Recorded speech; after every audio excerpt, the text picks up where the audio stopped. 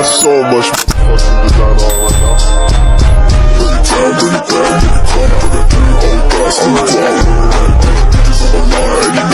Dua pertanyaan terakhir buat Pak Anies. Waduh. Yang pertama, kalau Pak Anies bisa menjadi seseorang selama 1 hari, pengen jadi siapa dan kenapa?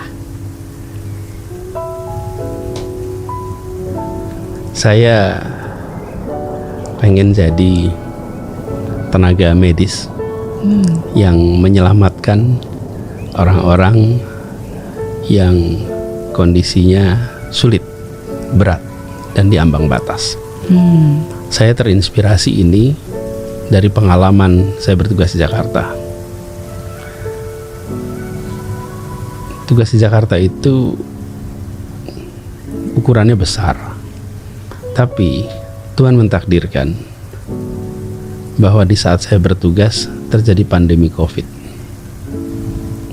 Dan pandemi COVID itu menempatkan saya dalam situasi sering sekali berhadapan dengan keputusan-keputusan yang sulit. Situasi-situasi yang sulit. Dan itu pengalaman kepemimpinan yang luar biasa. Bayangkan, Miss Mary, saya mimpin 200.000 orang, mengelola 11 juta penduduk di saat pandemi terburuk dalam peradaban modern manusia. Gak terbayangkan tuh. Anggaran hilang 40% lebih.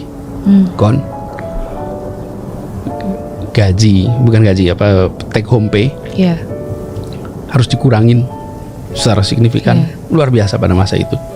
Lalu berhadapan dengan pemerintah pusat yang pada masa awal-awal pandemi tidak bersahabat.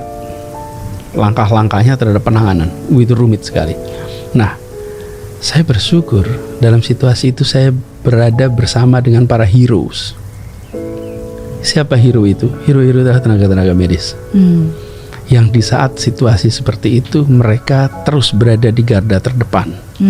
Di saat-saat seperti itu mereka terus bekerja menyelamatkan nyawa.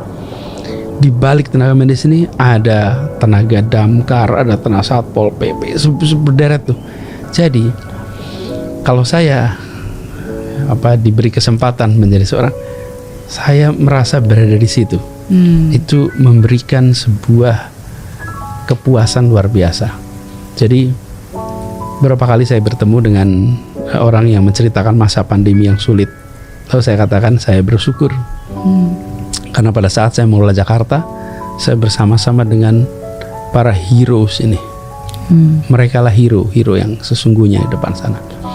Kalau Miss Mary ada kesempatan jalan kapan-kapan ke jembatan penyeberangan di Jalan Jenderal Sudirman, ada jembatan penyeberangan Pinisi. Di situ nanti Miss Mary akan lihat ada satu plakat besar. Saya sengaja buat plakat itu di sana. Nama-nama hero, the fallen hero. Semua nama-nama yang pada saat bertugas itu mereka menghibahkan nyawanya untuk menyelamatkan warga Jakarta. Nama-namanya ada semua di situ. Itu our hero. Jadi saya selalu punya rasa hormat. Saya tidak mengira ditanya ini, tapi ketika saya ditanya, saya pengen bisa berada di situasi seperti itu, di mana semua orang menyampaikan terima kasih tanpa pernah lihat wajahnya. Miss Mary jangan bayangin seperti sekarang, semua masker penuh tertutup. Mau bilang terima kasih juga nggak lihat yang dibilangin terima kasih itu yang mana. Semuanya sama, semua pakai APD lengkap, semuanya kelihatan kayak robot di mata pasien, di mata yang ditolong. Oh, these are our heroes. Itu Miss Mary. Wow, thank you untuk jawabannya.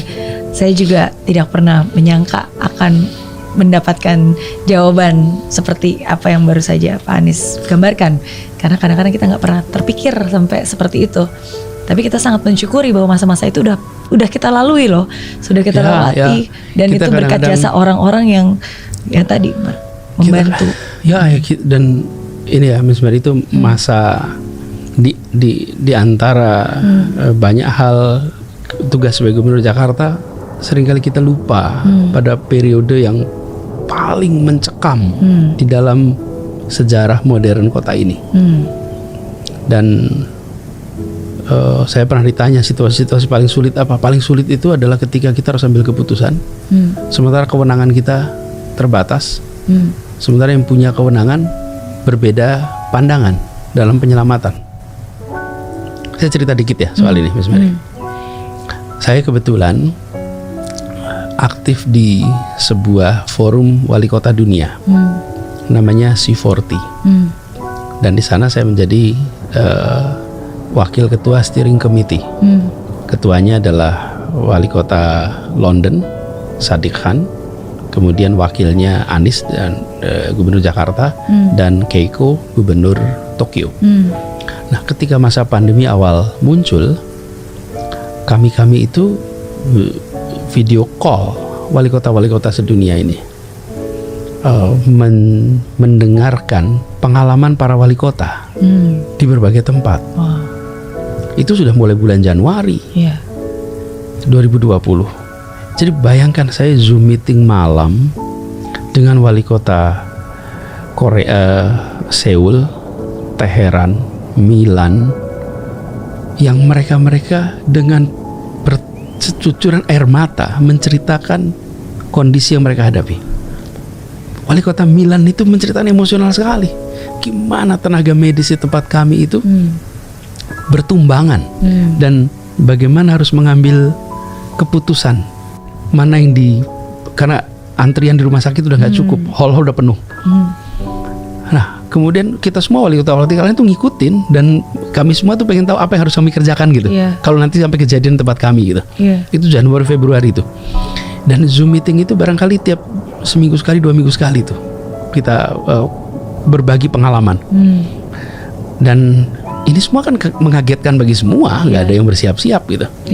Nah, sekarang bayangkan saya malam diskusi begitu, siang saya harus bertemu dengan berbagai macam pihak pemegang kewenangan yang bilang jangan khawatir, it's okay, bangsa kita ini aman kok, kita hidup dengan segala macam cerita A, B, C, D, F, G. Ini 2020, baru setahun kemudian 2021 kesadaran mulai muncul di tingkat pemerintah. Tapi tahun 2020 itu berat sekali. Dan kita yang di Jakarta ini yang kita beruntung mendapat kesempatan bertukar pikiran dengan berbagai pihak, itu merasa ini harus kerjakan. Nah, ini situasi yang menantang di masa-masa itu. Mudah-mudahan saya ada kesempatan sekarang, ada waktu, saya banyak merefleksikan untuk mudah-mudahan bisa mendapatkan semacam pengalaman-pengalaman yang mudah-mudahan bisa dimanfaatkan untuk generasi mendatang. Mudah-mudahan kita nggak malam ini lagi. Tapi apa lesson learn memimpin dalam situasi krisis, memimpin di dalam situasi penuh dengan ketidaktahuan. Dan itu juga ya, Miss Mary, satu periode di mana itu tes, seluruh dunia ini mengalami tes. Tes apa? Tes pemimpin politik. Pemimpin politik diuji. Mana pemimpin politik yang menghormati sains dan mana yang tidak. Mana pemimpin politik yang mau menghormati ilmu pengetahuan dan tidak seluruh dunia, bukan hanya di Indonesia. Dan mana yang mau mendengarkan kata ahli. Karena dalam situasi krisis dan kegelapan begitu, maka cahaya penerangnya adalah ilmu. Itu adalah penerang di dalam suasana kegelapan itu. Kalau kita tidak menggunakan ilmu, maka kita akan bereksperimen dengan segala macam cara. Tapi kalau kita pakai ilmu, kita dudukkan. Wah, banyak ceritanya, misalnya nanti itu khusus dah, panjang waktunya. Setuju, thank you. Pertanyaan terakhir buat Pak Anies, karena Pak Anies punya hati dan cinta yang sangat besar untuk Jakarta. Pak Anies juga punya suara dan influence yang sangat bisa menggerakkan jutaan orang, khususnya warga Jakarta. Jadi pertanyaan terakhir saya, apa wisdom yang bisa Pak Anies berikan kepada kami semua, warga-warga Jakarta yang bentar lagi akan melaksanakan Pilkada Jakarta? Gini, apa pesan tapi kan gini, Miss Mary, pilkadanya kan seluruh Indonesia nih sekarang, betul kan? Pilkadanya seluruh Indonesia. Nah, dalam pemilihan ini di semua tempat, maka ketahuilah apa yang menjadi nilai yang dipegang, yang dilaksanakan oleh seorang pemimpin. Jangan bertanya tentang apa yang akan dikerjakan, karena bertanya tentang yang akan, yang menjawabnya akan menjawab sesuai dengan keinginan pendengarnya. Yang mengatakan tidak bisa membawa bukti, yang mendengarkan tidak bisa membantah dengan bukti, karena semuanya sifatnya akan. Oke, iya. Tanyakan apa yang sudah dikerjakan. Jadikan itu prediktor atas apa yang akan dikerjakan. Bila dulu berhadapan dengan situasi ini, langkah Anda adalah itu, maka besok langkah Anda juga akan seperti itu. Itu kan rumus sederhana dalam psikologi. Your past behavior is the best predictor of your future behavior. Perilaku di masa lalu adalah prediktor terbaik atas perilaku di masa depan. Jadi bagi rakyat sekarang ini, bertanyalah tentang yang sudah dikerjakan. Apa yang kemarin dikerjakan? Rekam jejaknya dilihat, rekam jejaknya ditanya, rekam jejaknya dibandingkan, rekam jejaknya ditelisik. Karena itu adalah yang sudah dikerjakan. Dan itu ada buktinya. Yang mengerjakan bisa membuktikan, yang bertanya juga bisa membawa bukti, karena sudah. Tapi kalau kita fokus pada akan, besok akan ini, loh, yang mengatakan, dan kita udah pernah merasakan. Akan, misalnya nih, saya mau bikin mobil, saya akan bikin mobil, nggak kejadian mobil, ya bisa protes juga kita, betul nggak? Oke. Akan itu nggak bisa namanya juga akan. Yang mengatakan tak berubah bukti, yang mendengarkan juga tidak bisa membawa bukti untuk membantah atau menyetujui. Jadi pesan saya pada semua, fokuslah pada tiap-tiap kandidat di seluruh Indonesia. Lihat yang sudah dikerjakan, tanyakan, bandingkan, lalu lihat sikapnya kemarin. Tanyakan kenapa sikapnya ini, kenapa tidak itu. Karena itulah yang kemudian bisa menjadi rujukan. Bila kemarin ketika memegang kewenangan, maka memberikan proyek-proyek pada keluarganya, pada sanak saudaranya, ya besok akan begitu lagi. Tanyakan itu, kan ada buktinya. Bila kemarin bersih, tidak pernah ke nepotisme, ya besok juga nggak akan nepotisme. Kira-kiranya begitu. Kredibel untuk mengatakan besok nggak nepotisme. Tapi kalau kemarin penuh dengan nepotisme, ya besok juga kemungkinan besar akan terjadi nepotisme juga. Itulah sebabnya mengapa rekam jejak itu yang jadi perhatian. Jadi pesan saya kepada semua, jangan terlalu banyak tanyakan. Apa yang akan Anda kerjakan?